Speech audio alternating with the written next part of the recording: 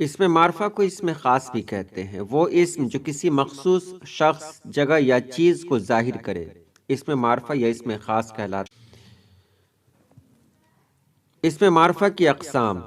اسم معرفہ کی 4 اقسام ہیں: اسم علم، اسم ضمیر، اسم اشارہ، اسم موصول۔ یہ 4 اقسام ہیں اور یہ حوالہ جات ہیں آئینہ اردو قواعد۔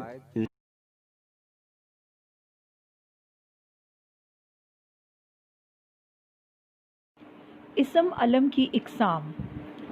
اسم علم اسم معرفہ کی ایک قسم ہے اور اسم علم کی 5 اقسام ہیں: خطاب، لقب، تخلص، عرف اور کنیت۔ خطاب۔ خطاب عزت اور قابلیت کا وہ نام ہے جو کسی کو اس کی خدمت، بہادری اور قابلیت کی بنا پر حکومت کی طرف سے ملتا ہے، یعنی کہ ایسے اعزازی نام جو حکومت یا قوم کی طرف سے اعلیٰ خدمات سر انجام دینے پر دیے جاتے ہیں۔ مثلاً شمس العلماء مولوی نذیر احمد اردو کے پہلے ناول نگار ہیں۔ مولوی نذیر احمد کو علم کی روشنی پھیلانے کی وجہ سے شمس العلماء یعنی علماء کا سورج کا خطاب دیا گیا۔ لقب ایسے الفاظ جو کسی کی ذاتی خوبیوں کو بیان کرتے ہوں لقب کہلاتے ہیں۔ حضرت ابراہیم خلیل اللہ نے خانہ کعبہ کی تعمیر کی تھی۔ حضرت ابراہیم کو خلیل اللہ کا لقب خود اللہ تعالیٰ نے قرآن مجید میں دیا ہے، یعنی اور خلیل اللہ کا مطلب ہے اللہ کا دوست۔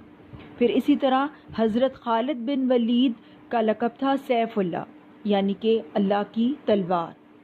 حضرت عثمان غنی ان کا لقب تھا کیونکہ وہ اللہ تعالیٰ کی راہ میں بہت زیادہ خرچ کیا کرتے تھے، اس لیے انہیں غنی کا لقب دیا گیا۔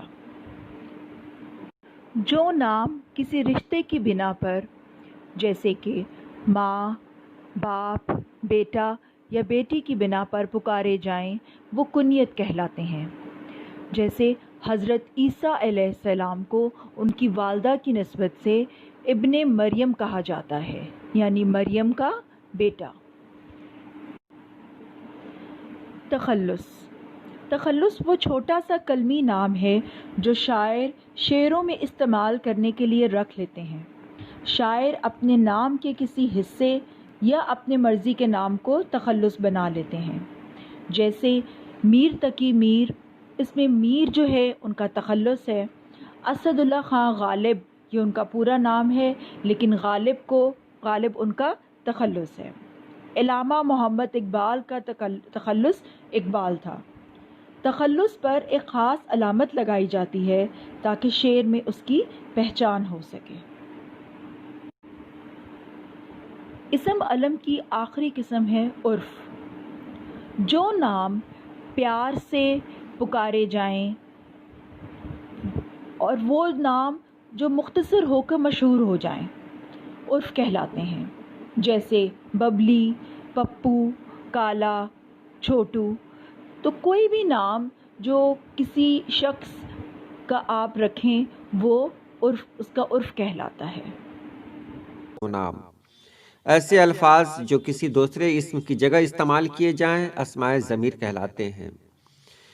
اس کی مثال یہ ہے کہ خدا ایک ہے، وہ سب کا مالک ہے، تو وہ سب کا مالک ہے، وہ کس کے لیے آیا؟ تو وہ خدا کے لیے آیا، اور خدا ایک اسم ہے، تو اسم کے بدلے جو لفظ استعمال ہوتا ہے اس کو ضمیر کہتے ہیں۔ جیسے انور ایک محنتی لڑکا ہے، وہ صبح سویرے اٹھتا ہے، اس نے کبھی غیر حاضری نہیں کی، اسے تمام اساتذہ پیار کرتے ہیں، اس میں وہ، اس نے، اسے، یہ سب ضمیر کے کلمات ہیں۔ اب آتا ہے اشارہ۔ اس میں اشارہ وہ اسم ہے جو کسی چیز، شخص یا جگہ کی طرف اشارہ کرنے کے لیے استعمال کیا جائے۔ جیسے یہ لڑکا، وہ عورت، یہ میرا قلم ہے، وہ کس کی کتاب ہے، وہ کرسی ہے، اس بچے کا باپ کیا کرتا ہے۔ ان جملوں میں یہ، وہ، اس کے الفاظ لڑکا، عورت، قلم، کتاب، کرسی اور بچے کی طرف اشارہ کرنے کے لیے استعمال ہوئے ہیں۔